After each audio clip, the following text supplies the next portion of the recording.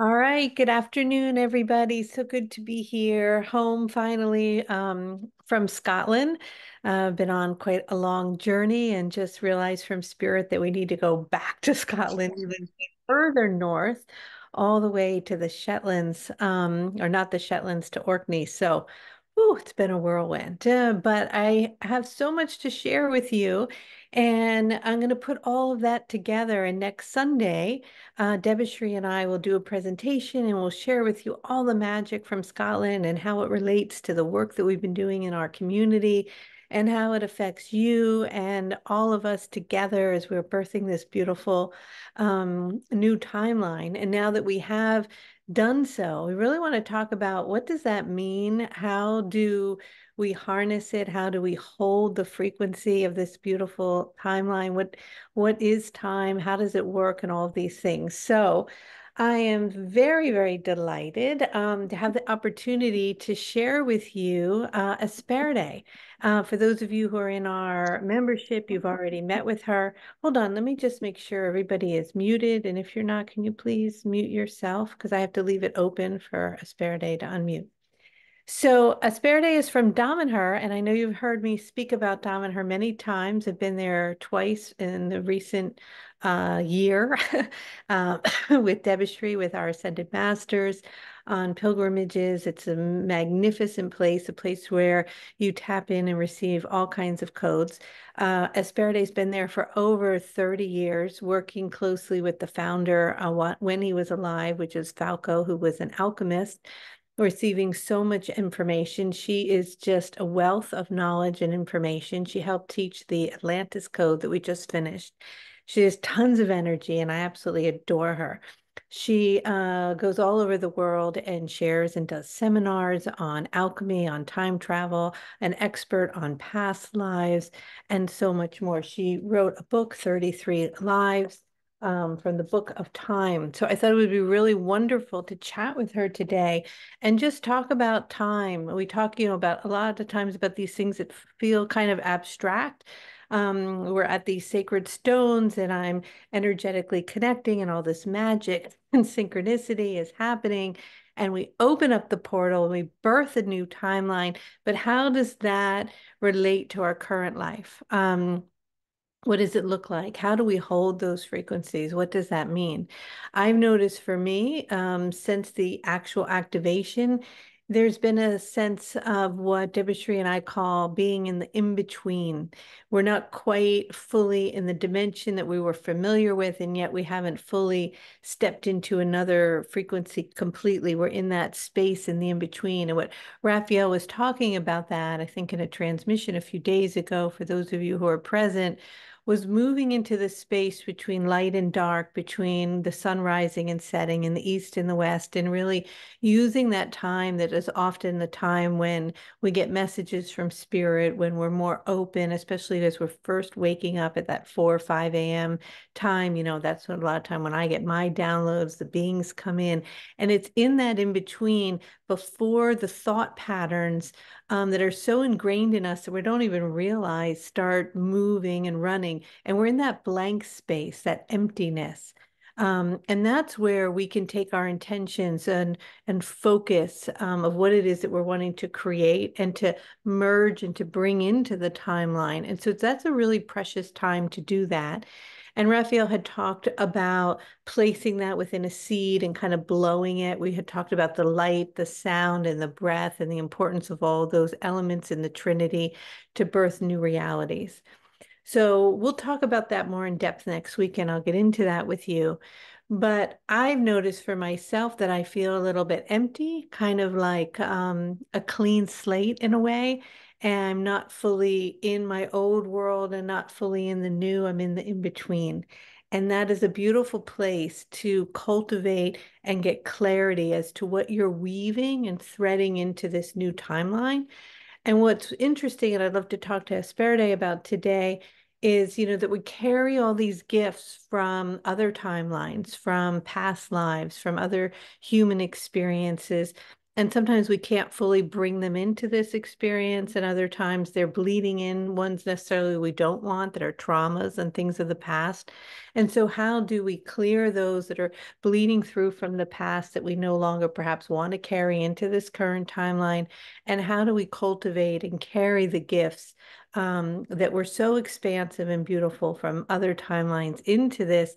And then also, how do we pull into our future timeline, meaning that simultaneously, this is all happening at the same time. And it's so hard in our linear thinking in our mind to fully grasp that time is now and that it's all happening, including the lives that we've had before, and our capacity to attune to them and shift those timelines.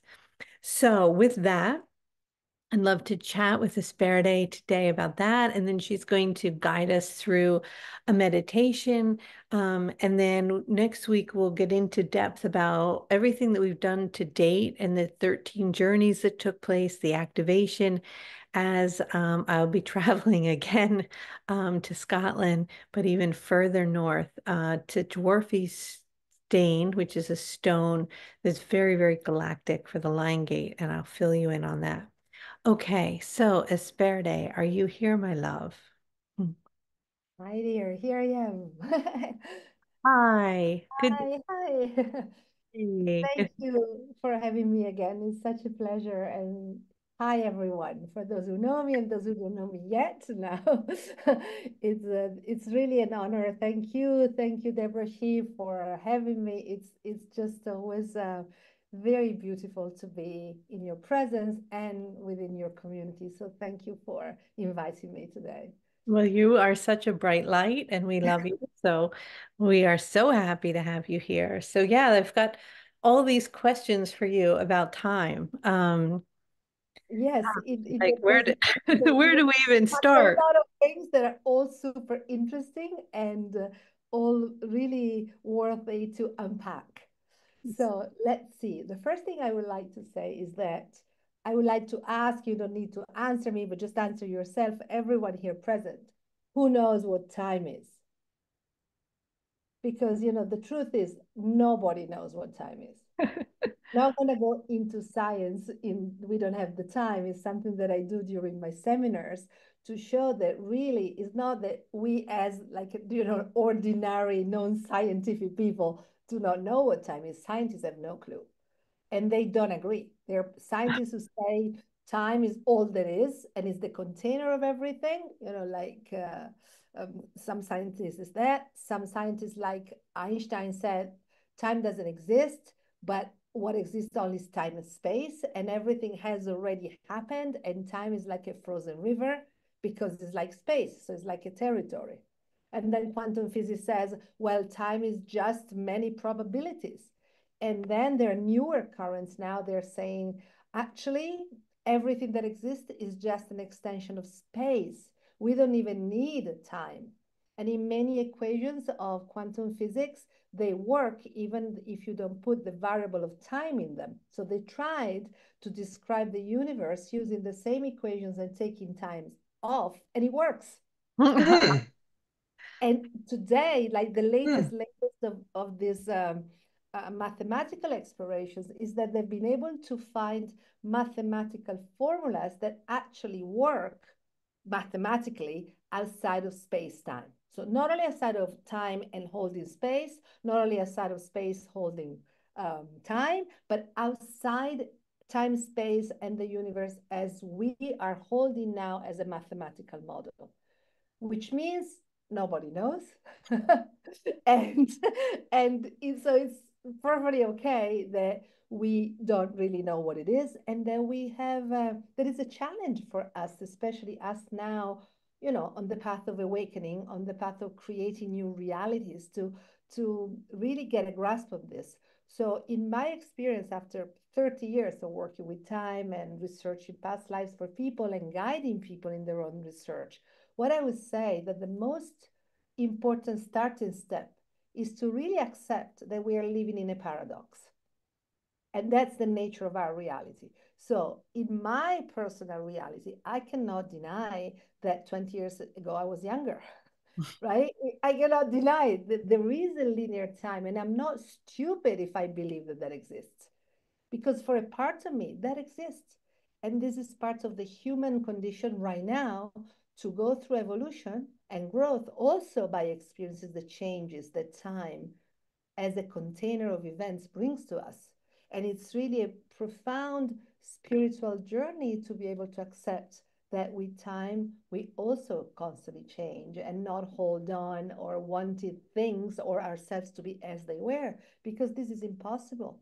And while we are in this human condition now, this is really part of the challenge, or how can we say better, Kelly, of the experience of all of one, something we really have to accept deeply in ourselves, accept that there is a dimension in which we live, which is absolutely contained by time.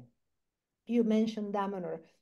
In Damanhur, we built these underground temples, the temples of humankind. And we have represented time in one hole, like a big, big old father time. And he's painted like the Mona Lisa, which means wherever you are in that hole is looking at you. Because if we're there in our physical body, time is the dimension which contains us.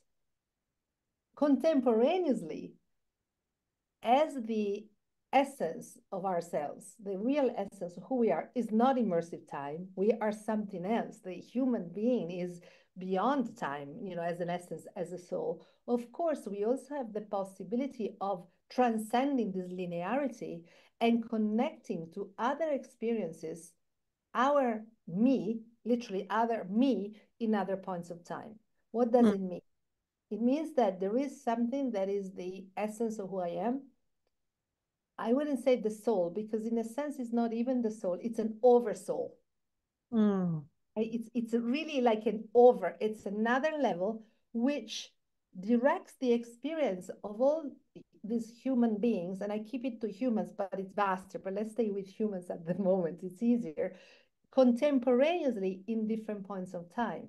So, what does this mean if we put these two things together? It means that, well, I'll quote one of my past lives. I've had a past life that I remember for a long time in Greece, or maybe another one that I love more, my pirates. So I've had a past life as a pirate, as a woman pirate that I remember since I was a child. And so, from the perspective of time as a dimension, that other woman who's the pirate is living right now and is constantly living, and every moment of her life is repeating constantly forever and forever, which is exactly what Einstein said, that every moment is impressing this frozen river of time and is constantly repeating itself. But both for her, when she was in the experience linearly, her past is her past, and for me now, she is my past because she lived in the 1600s. And for Right. that essence, that oversoul, that Hmm. is having an experience on behalf of the divine inside the universe of forms, or let's say, let's make it smaller, on planet Earth, this is simultaneous. So what you're saying is that all the lives, from an umbrella, a larger perspective, are all occurring simultaneously. Then we drop into the point of reference on the grid of where we are in this point in time, and we can kind of link into future and past timelines of experiences that are already occurring ahead and behind. And the curious part about this is, and something we wanted to talk about, right, was, let's say you go back to that time when you were the pirate, and that is still playing out in a specific time and space. Can we have an effect on that lifetime from our perspective where we are now, or heal something that occurred in that time, or carry something from that time stronger into our current timeline? Yeah, so this is very delicate because if I go back and change something in that lifetime, I might never have that as my past life, Hmm. right? I might completely, but what I can definitely do is to, because the channel of communication is always open. Let's imagine, I love the way you describe it, like I drop into this particular point on the grid. But what drops is a vibration, is a frequency. And this frequency, my frequency, is exactly the same one of the pirates. Maybe she even had even more energy than I have. but you know, I we doubt. we are resonating on the same vibration. Mhm. So vibrationally, I can always connect to that. But what is relevant for me, even if I'm saying healing something for her, what I'm really saying is healing something in the communication that is reverberating on me. Because from my perspective now, as a Esperide, I am the one who needs to do the spiritual work of integration. She's doing her stuff. Like her life was about freeing slaves, and that's what she was doing. So not with the understanding and maybe the mystical approach that I have. She didn't have that. She had freedom and justice at her core, which are things that I recognize in myself too, but they are not as extreme as they were in her. That was an experience. So what I can do is that I can connect vibration to that experience, but I'm not interfering with her. What I'm doing is taking that gift, purifying it through my other understanding and experience, and then welcoming into me.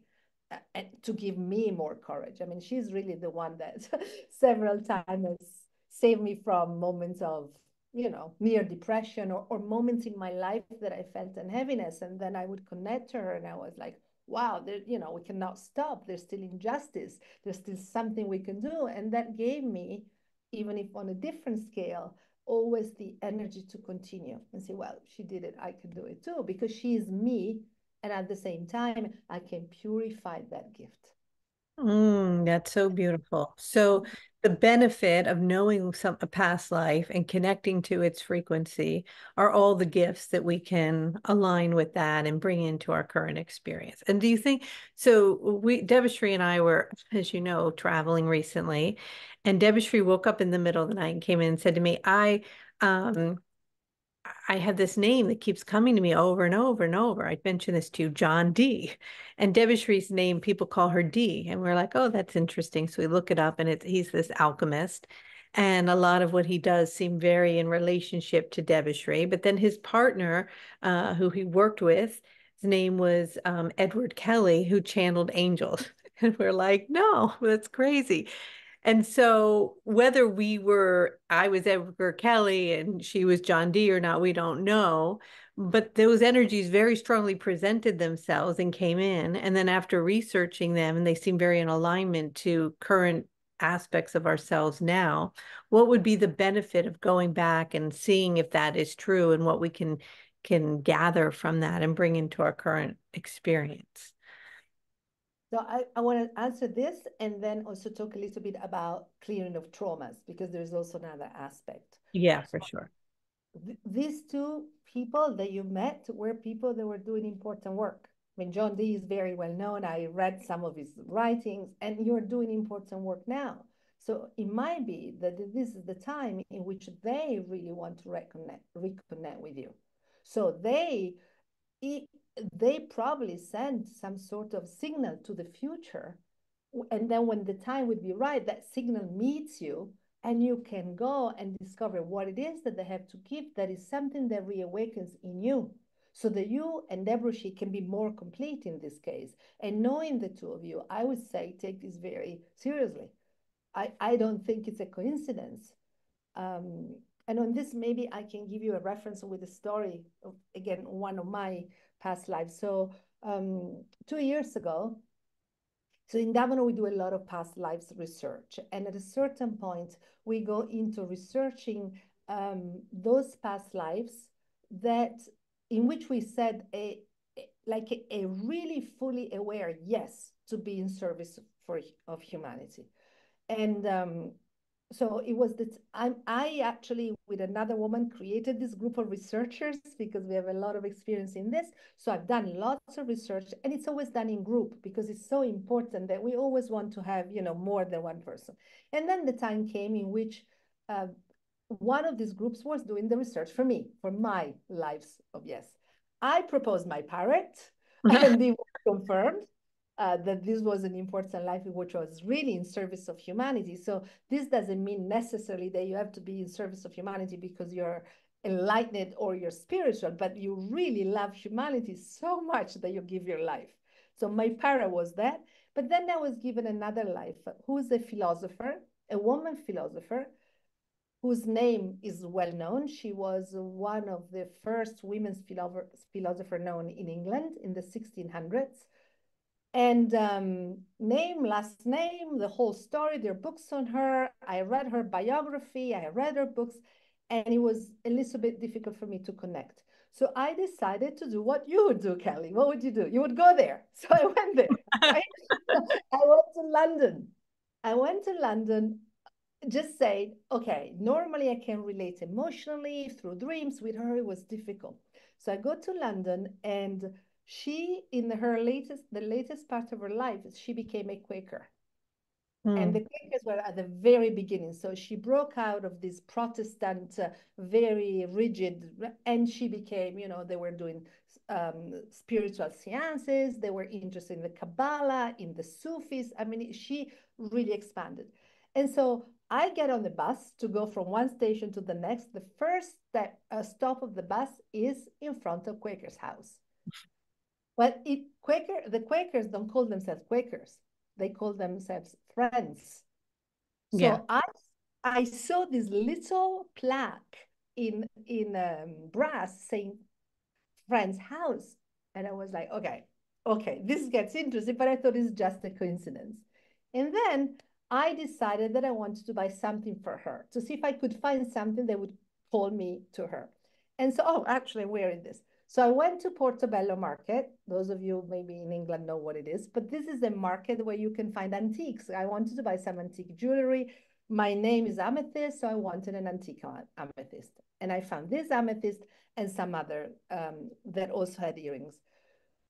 So I go there, I see this, I look at the price. It was a little too much for me. So I said, okay, her name is Anne. I said, Anne, I'll buy you something else. Then I get home, and this was my birthday.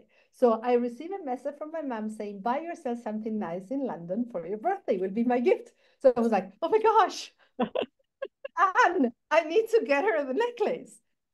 I didn't know where that was. So I went on Google Earth. I retraced all my steps till I found the place where I thought that I had found this, because this was not a store. This was a vendor that was there just for the market, with like a small table. It Yeah. wasn't a shop. Right. And Bella is only on Saturday. So I was like, how am I going to find it? Anyway, I found the number, and then I went on Google and I put, antique jewelry vendors Portobello number, whatever that was, and I got a list of names. The only thing I knew is that the woman who had them was a woman. Mm. So I decided to look at the women. One of these women, her email was at Warwick, and Warwick was the name of the estate where Anne went to live after she got married. I Oh, wrote her, and she had the jewelry. that's amazing. I love when that happens. So Right? beautiful. So Yeah. I could have not make this up. So what I want to say, sometimes this is the way in which we leave each other messages, and then when we pay attention, the whole universe just wants synchronicity to help us.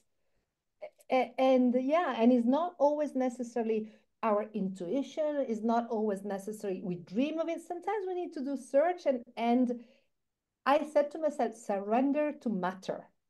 Right? Mm. These are material things. I had to surrender to matter, not just my usual way of perceiving, seeing, and so.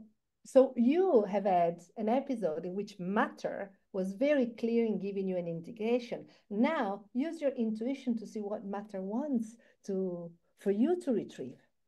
Exactly. And I think that's why we keep going back to this land, back to where they were from, and connecting and receiving. And so the energies are coming in, and the synchronicities, just when you listen and you follow, they just show up, right? They just answer everything for you every day. And it becomes so magical, just so magical.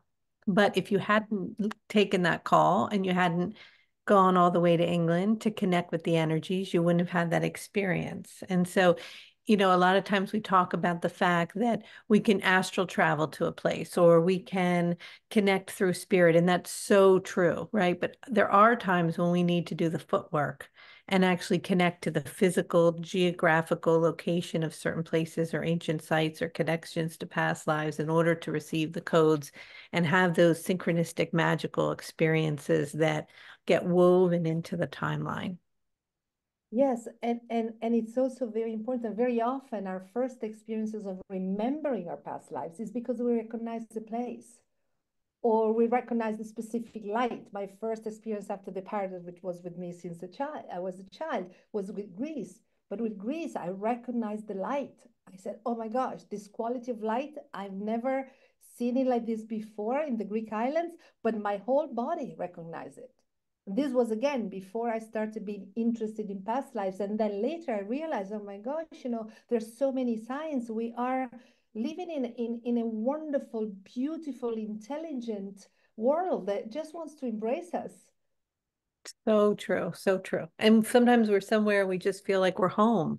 You just are like, I feel so at peace. I'm at home here. And so maybe there was a tranquil or beautiful life there. We don't know, right? But it does require us connecting and taking that effort sometimes to go places. So that's so amazing. And So food, talk, yeah, all tell about us. There food. was one thing you had said and something you and I wanted to ask you. That we've lived other lives. What is it like to, first of all, what it's like to step outside of time and also to live the lives of others? You mentioned that in something you were writing. What do you mean by that, to live the lives of others? I mean that when you start really entering into the mystery of time and you realize that we have this oversoul that is living, contemporaneously, and it's a vibration, then basically we are all those, and I'm not a unique vibration. I'm unique in the way I interpret it, but this vibration exists in the universe in many forms. So we can start to understand and perceive in us what it means that we're all one. Because as we take it higher and higher, you start seeing, well, then there's really no differences. So who is the one that's actually living? And then you understand this is consciousness, God, the divine, however you want to call it, but it's always the same source divided into different facets that experience reality, matter, surrenders to matter from within to feed back this experience. And then when we start to see this, we can say, oh, wait a minute. So maybe within me is a person that killed and the person that was killed by the same person. And then we start to understand why sometimes we feel, but when we forgive and we embrace, not only we are happier with ourselves and more in love with ourselves, but we start to be much more compassionate with others. We also understand that, I don't know, I might be a religious fanatic today, right? Or I may be someone who hates religious fanatics. And what if I've been all of those? So maybe we can just, tone down our desire to hate, our desire to create differences because we are all of those. Maybe in this lifetime I'm, again, a fanatic, but in another one I was exactly the religion that now I don't like. And when I understand that I have all these vibrations in me, I understand that peace within me and then peace with others is the only way. And that's why I say you learn to live the lives of others. That is so beautiful and so true. And Raphael always speaks of that. And so there's these different layers of dimensions that we go up till we hit the source point and the remembering that we have been and are everything all at once, fragmented into these pieces, having all of these experiences simultaneously. And as then we continue to spiral down and drop into density more and more and into our body and into our personality, then we can perhaps relate to specific, like the pirate lifetimes that are integrated into something that we understand more tangibly in the presence of now, that is in relationship to our human experience. But every time we get to choose to spiral up even higher and higher, we have that larger and larger perspective and that deep remembering of the oneness and the unity of everything. And that is where, when we talk about operating in a higher timeline or birthing a new timeline, I think that's so much what it is, right? It's how much can we continue to spiral up into these higher frequencies with it, remembering that we have been, like you're saying, the one that killed and the one that was killed, the one that raped, and the one that was raped, all of those things, and step into understanding and forgiveness. And that starts to dissolve the polarity and brings us more into unity, more into the 0 point. And I think, as you're saying, of course, forgiveness is the key to that, and love, of course, and union of those polarities, right? To birth something new. And so, with that, I think even the more we keep stepping up, the more and spaciousness keeps showing up for us in our work, how important spaciousness is, because spaciousness starts to create that emptiness, that void. And that's that place where we're not so identified with form and we're able to see from that higher perspective and move more into that unified place and start to weave in all the lives of the past that were positive or negative, however we want to label them, and the gifts from them into our current experience.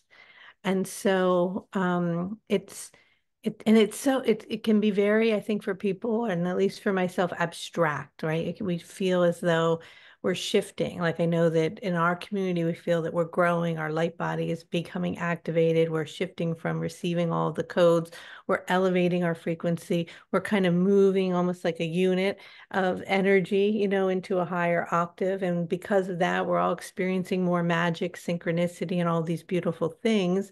And simultaneously, there's a whole world out there having a very, very different experience. And then we drop down into that denser experience ourselves up. And, we don't. And then the other reason is, how do we maintain those higher octaves, those higher frequencies? How do we hold them? And is it part of our human nature to drop in and out and in and out? Like we slide a little bit back and then we go higher and higher. So all of that is just it's a lot I think to integrate, right? To take in as a whole. Exactly. That's why in the beginning I said we just need to surrender to the fact that we live constantly in a paradox. Right. We don't know. Shifting paradox, right? So we knowing these experiences, reliving them, Hmm. go higher. And at the same time, when we go back, we need to prove that we can make a difference also in the reality where we are, because we cannot think that we can jump higher if we don't keep creating a higher trampoline. So every time we go high, then we come back, we're more aware of our mission, we take action, we change a little more of material reality, meaning we help matter remember that also matter is divine, and then that trampoline becomes higher for us. And Exactly. and I think And this, it happens in increments and it takes time.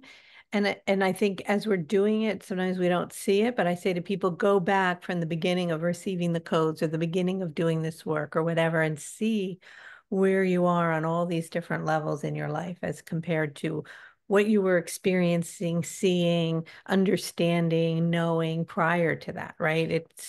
And then all of a sudden you just take this quantum leap and you notice all the magic in your life. yes, Yeah, it's because beautiful. in order to notice the magic, you need to be able to see it, and that also part of the training. No, I'm serious, right? Right, 100%, right? It's It is like somebody lifts the veil and you all of a sudden you get to see it, but it was there all the time. And you're like, oh, wait a minute, this was in plain sight and I didn't notice it. Yeah. exactly. So there was a question on trauma, and I would like to really talk about this because Yeah. I think it's key when we're talking about, let's call them past lives, just for simplicity, but we understand what we're talking about, the simultaneous play of our oversoul. And there are two important levels here, I think, about trauma, which of course intertwine. One is the personal one. So for sure, we have lifetimes in which we can go and get gifts, and there are also lifetimes in which we have done things that maybe in that particular lifetime we were not so happy with. And this is a resonance that might remain and might reach us.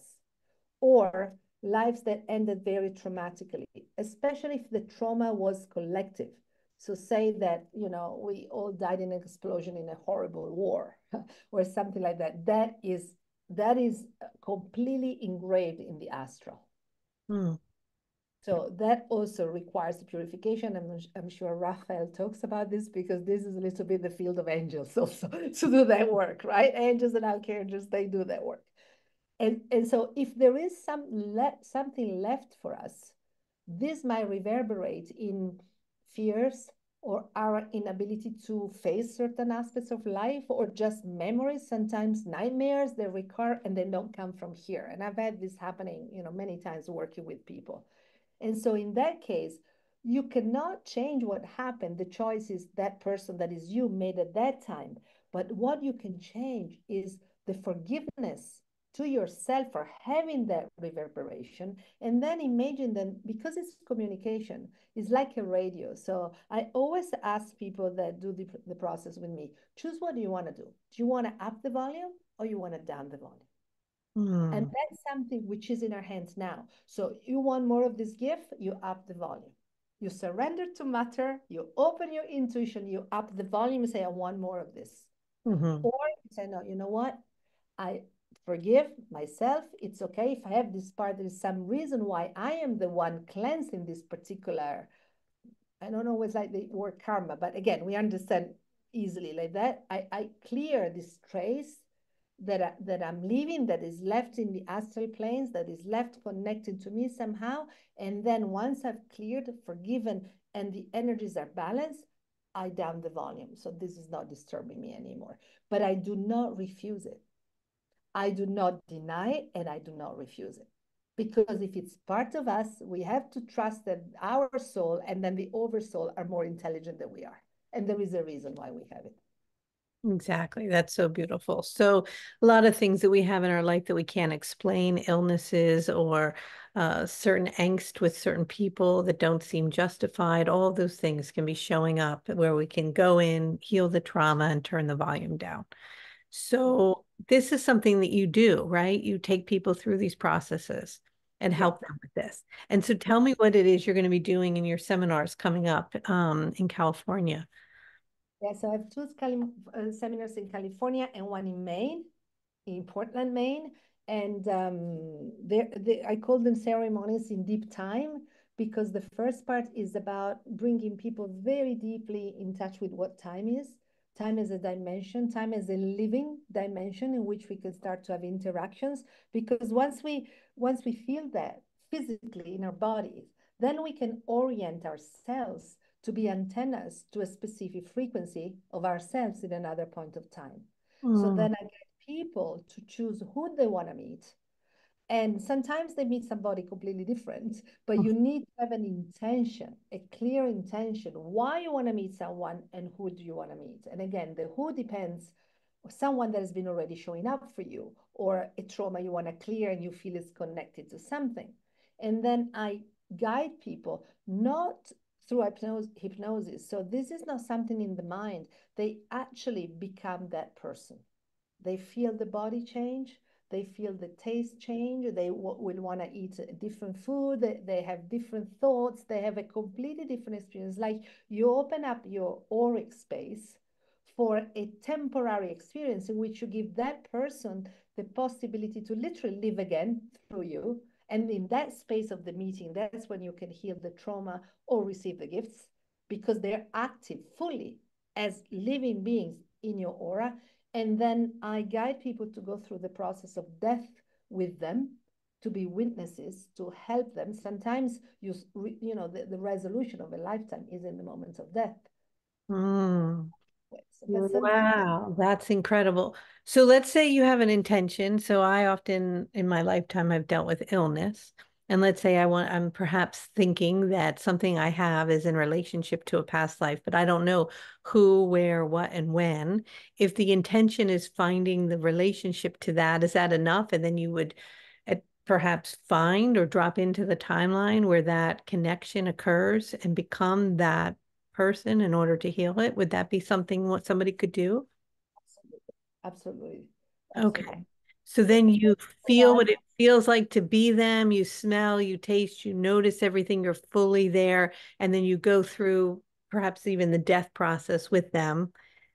as a And witness, you as a support wit, and you have the experience that really this is an opening. This is for me, it's always the most, for me, this is the most interesting part of the whole process. hmm. Wow, that's so profound and beautiful. Thank you. Okay, I want to do this. All right, so Well, we can have it together. And you What? go, we organize it together. We'll do it together. We'll do Yes. it together. Okay, fabulous. And then you go through a forgiveness process. And do you find and have no noticed that, let's say in this example, an ailment or something might just then clear?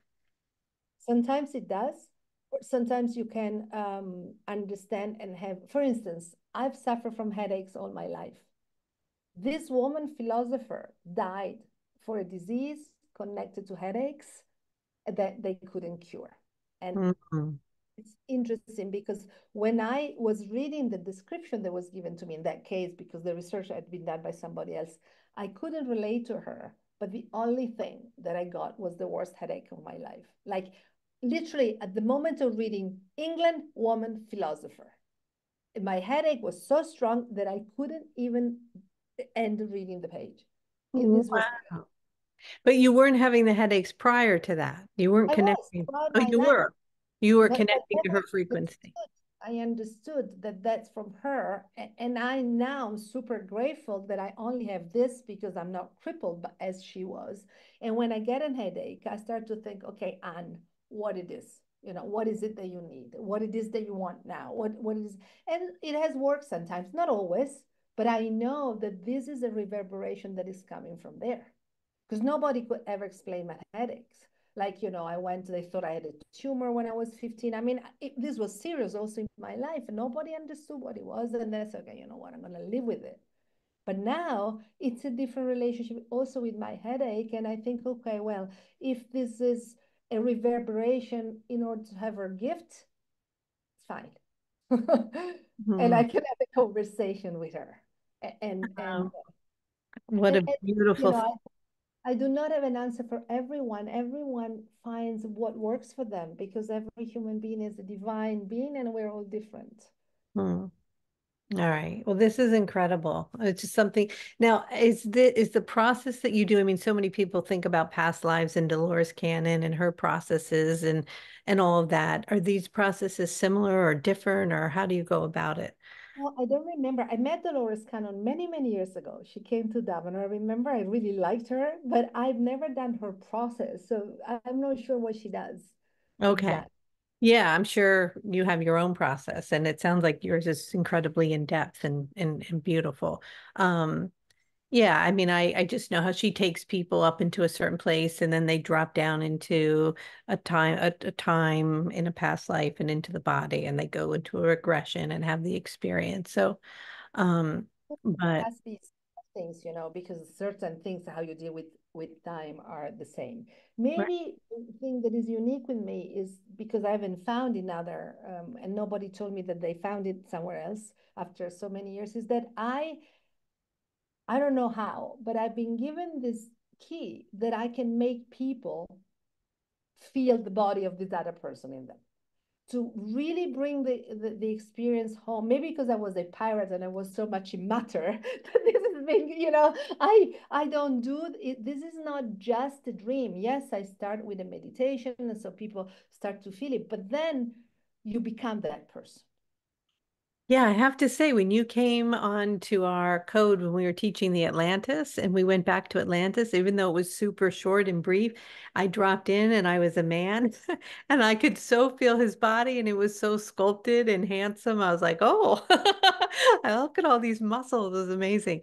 So you definitely have you have a talent for this. This is incredible. For the body thing. So much fun. Okay, so you've got these seminars. One's in Portland, Maine. That's not too far from people on the East Coast. You've got a couple coming up in California. And The so other I one. just want everybody to know we're going to send a link out in the replay email with that information and on YouTube.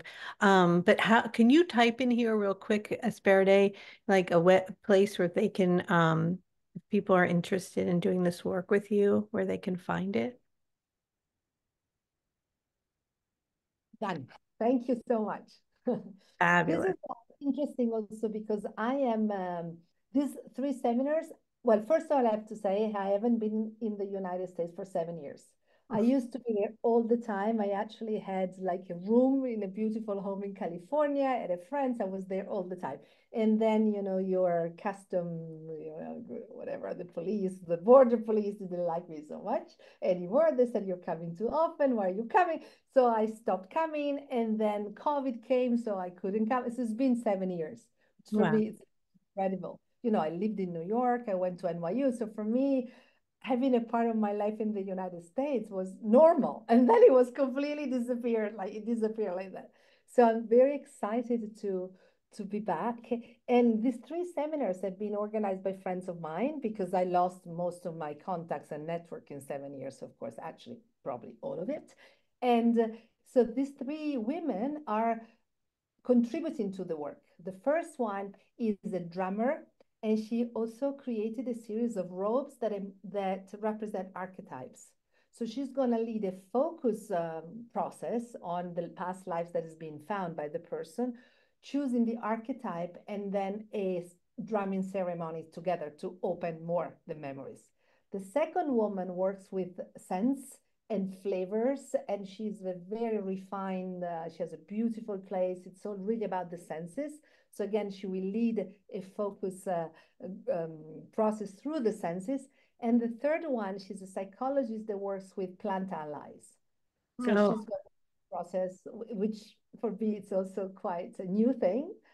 Throughout the night of dream incubation to go really deep into one of the themes that might emerge when you contact these different past life of yours. incredible. Incredible. All right. Well, I have to leave for Scotland again. Otherwise, I would come. So Enjoy I'll the. come again just to be with you and we will organize it. We'll do it together. We'll do I it love together. to do it in person because it's such a fantastic experience. Ah, I would just love that. I would love that. All right. Well, in the meantime, let's see. We're almost out of time. We've got another 10 minutes. Do you want to guide us through a short meditation? How do you feel about that? This is fine. Unless you want to continue talking, this has been, I think, really also wonderful. It's Yeah, up the to you. talking is great too. Does anybody have any questions for Esperide that they want to ask or anything else? Or would you guys like a meditation? You want to pop in the chat here? Um, hold on. Miriam, meditation. One person. Okay, okay, we got it, we got it. Oh, they all want the meditation. Okay. All Fab. right. So if it's okay with you, Kelly, I don't know if this is your style. I would like to guide a meditation and then close, not more talking. So then you can have time to continue. Even when I close and I close the music, you stay in your own space, in your own silence, and see what happens for you. Because we have 10 minutes, so it won't be long, but it's enough to open the door and then let you have it as long as you want and as long as you can. Does that work for you? Not only does it work, but I love it and I have adopted it in my classes. I just hang Okay. All right. This is perfect. So fabulous. I switch off my, I would like just if possible to share the music from the computer. Okay, let me make sure you can share your screen. I'm going to turn off my camera for a minute. So it's easier. So if everybody just wants to get settled in and we'll receive this beautiful meditation. And then I'll see you all who are in the membership tomorrow morning at 9. And then next Sunday, Debashree and I will talk to you about so many exciting things that we want to share with you. Beautiful. So then again, Kelly, you just help me to know if the sound, Seems to okay, be working, yes. and if you can hear the music, also hear me. Yes, maybe you speak a little louder. Okay.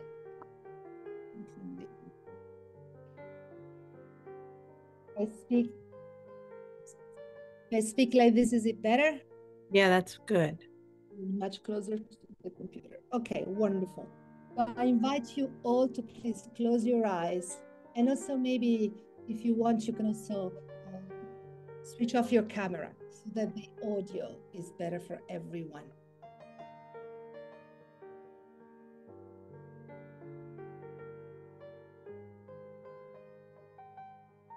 Beautiful.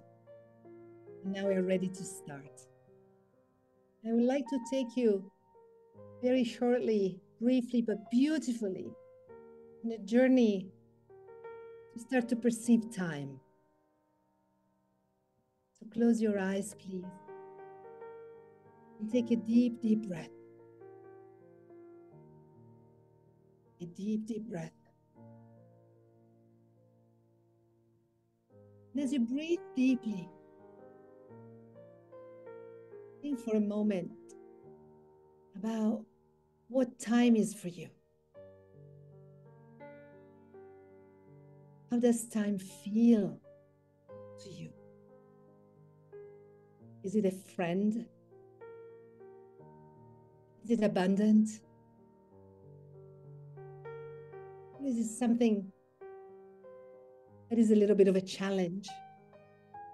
It's a container that is not big enough for all of your plans, your projects, your desires. What is time for you? Let the cells of your body tell you. Feel it in your body. What is time for you?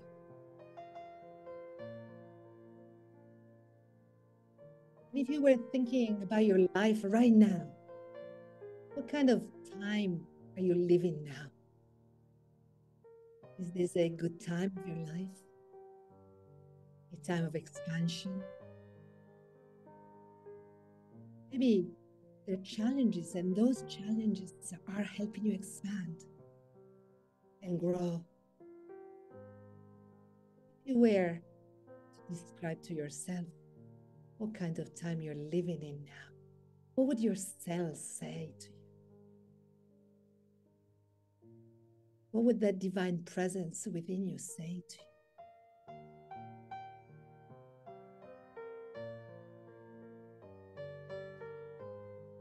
You think of this time in which you're immersed.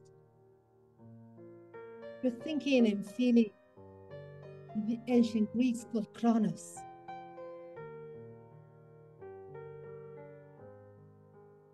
Time that we experience. It moves all the time. It gives us the dimension of life and events.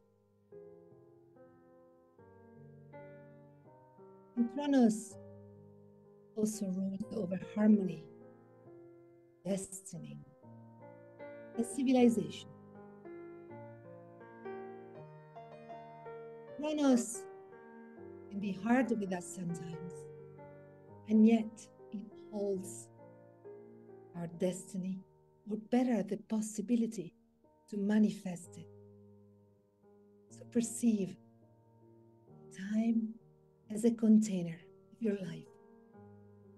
Choices that it allows you to make, choices you've made, and the ones in the future.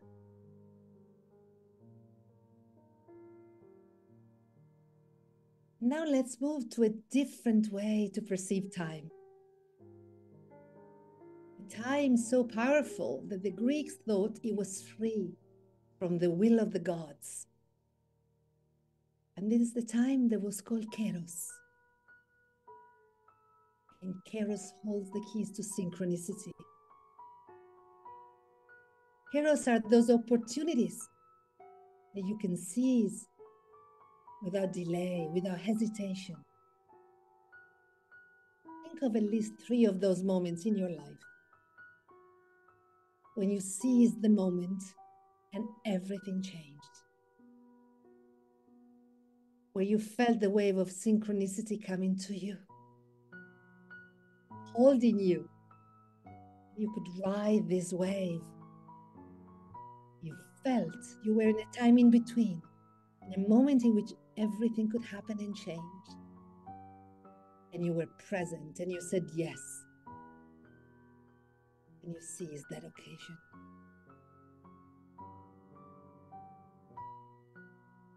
Perceive Kairos and its presence in your life.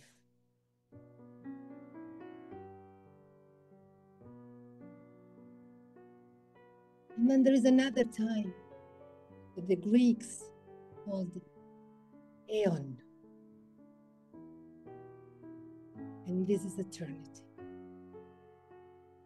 It is time that is transcendent and absolute. We can perceive it through the cycles of humanity, the cycles of the zodiac, but it's something greater than our experience here. That time where that Oversoul is. It's that time where we really are. And from that time, we drop down into a specific moment on the grid of time and space.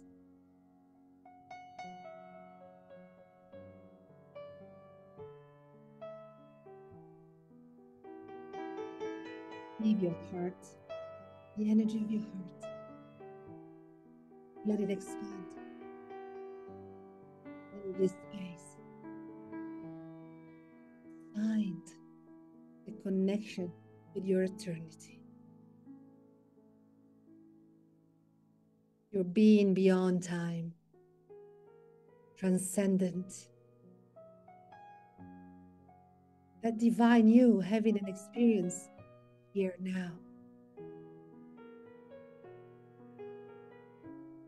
Here to grow and help others. Here to be an active agent of this transformation, helping weave a new timeline for humanity. And this eternity, in the transcendent time, to draw energy, meaning,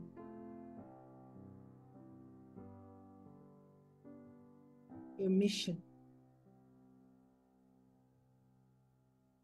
And then when the ride of Kairos comes, you're present, ready to grasp that occasion, to change, to move, rise.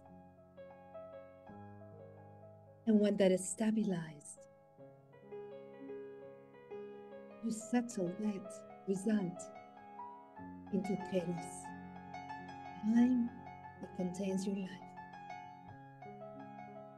And all of these three dimensions are constantly playing in you, around you,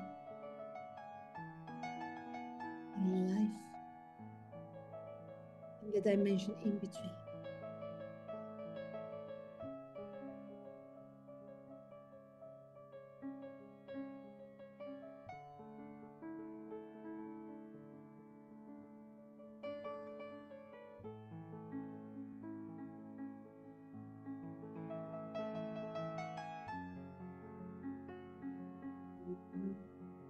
With another deep breath, relax even more, go even deeper. And let your heart, your mind, and your memory take you on a journey to remember something now that is important for you, something that you forgot, something that still exists in time for you, but you're not remembering right now. And as this time opens and you go deeper in this journey, you'll find it. You'll recognize it.